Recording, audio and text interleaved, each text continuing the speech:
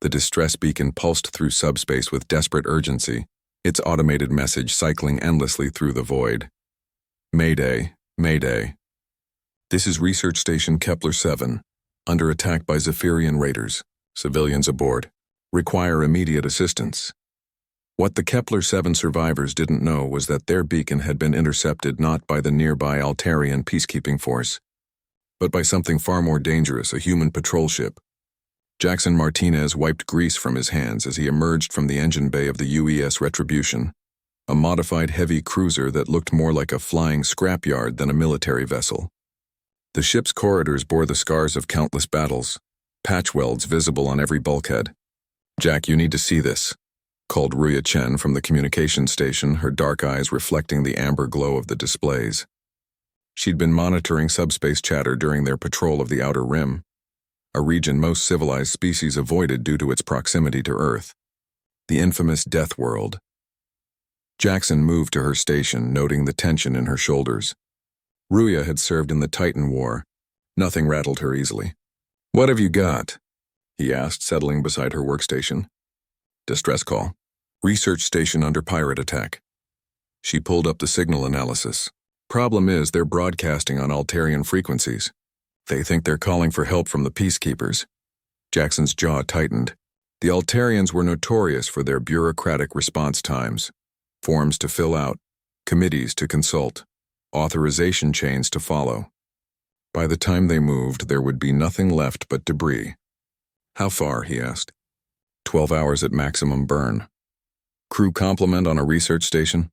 "Standard Kepler class. Maybe 30 souls." Ruya's fingers danced over her console. "Jack, the beacon's been transmitting for 6 hours already." Jackson was already moving toward the ship's intercom. "All hands, this is the captain. We've got people in trouble. Battle stations. Engine room, I need everything you've got." The Retribution's crew of 23 moved with practiced efficiency. They weren't officially part of any navy. Humans had been banned from the Galactic Council after the Terra incident, but they'd sworn their own oaths. Where others saw profit margins and political complications, humans saw people who needed help. 12 hours later, the Retribution dropped out of FTL at the edge of the Kepler-7 system. What they found made Jackson's blood run cold. The research station hung broken against the stars, its hull breached in dozens of places. Around it swarmed 6 Zephyrian raider ships, sleek predators designed for quick strikes and quicker escapes. "Life signs?" Jackson asked, his voice deadly quiet. Ruya's hands flew over her sensors.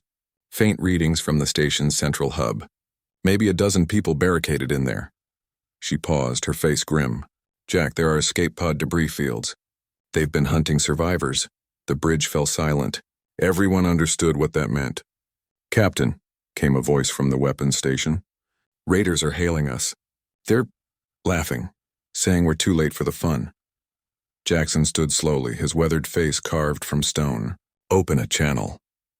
The main screen flickered to life, revealing a Zephyrian captain with the characteristic ridge crest of his species. His translator rendered his words in mocking standard. "Human vessel, you have stumbled into a Zephyrian hunting ground. Turn around and we may let you live long enough to—" "No," Jackson said simply. The alien's crest flattened in confusion. "Excuse me?" "I said no. You're going to release any survivors you've taken, surrender your vessels, and submit to judgment." Jackson's voice carried the weight of barely controlled fury. "You have 60 seconds to comply." The Zephyrian captain's laugh was like breaking glass. "1 human ship against 6? You are either brave or stupid, Deathworlder." "Both," Ruya muttered, making final adjustments to the weapons grid.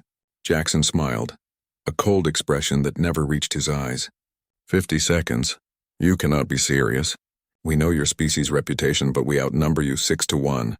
40 seconds, Jackson turned to his crew. "Remember, people, they hunted escape pods. They killed civilians who were already helpless." The crew's acknowledgement was a low growl that seemed to come from the ship itself. 30 seconds. On screen, the Zephyrian captain's crest was now fully erect in alarm. He began barking orders to his fleet. 20 seconds. "Ruya, are you ready?" "All weapons hot, targeting solutions locked." Her voice was steady as granite. "Just say when." 10 seconds. The Zephyrian fleet began to move, trying to spread out into an attack formation. "Time's up." What followed wasn't a battle, it was an execution. The Retribution moved like a thing possessed, its human crew operating with the synchronized precision of apex predators. Where other species saw individual targets, humans saw patterns, weaknesses, opportunities for devastation. Jackson didn't just fight the raiders, he dissected them. The first ship lost its engines to a precisely placed missile strike, leaving it helpless. The second ship's weapons array vanished in a cascade of secondary explosions as Ruya walked her fire across its hull with surgical precision. The remaining 4 ships tried to flee, but humans had been persistence hunters long before they'd reached the stars. The Retribution pursued them through the asteroid field beyond the station, using the cover of the rocks to ambush each vessel in turn. Within 30 minutes it was over. 5 ships drifted powerless, their crews awaiting judgment.